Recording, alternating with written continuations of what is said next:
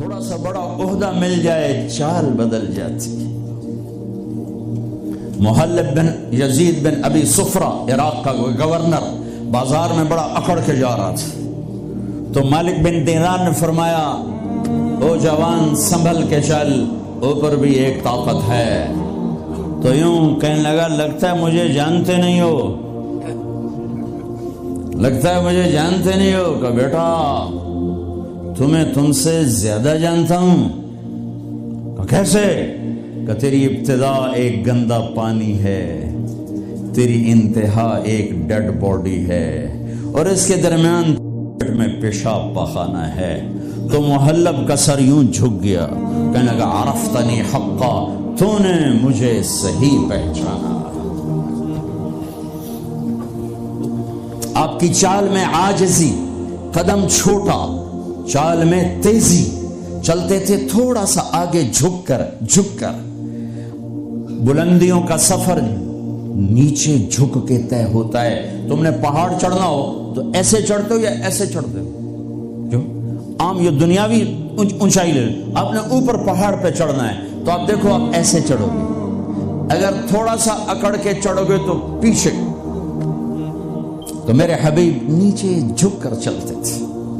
یبدأ من لقیہ بالسلام، ہمیشہ سلام میں پہل فرماتے تھے. اللہ نے چن کے بنائے حبیب اللہ، حبیب اللہ. ایک ہی سطر میں 3 نبیوں کا فرق بتاؤں. موسیٰ علیہ السلام نے کہا رب اشرح لی صدری، اللہ نے اے اللہ میرا سینہ کھول، اللہ نے کھول دیا. لیکن اللہ نے اپنے حبیب سے کہا الم نشرح لک صدرک، میرے حبیب میں نے آپ کا سینہ کھول دیا، آپ کے مانگنے سے پہلے ہو گیا.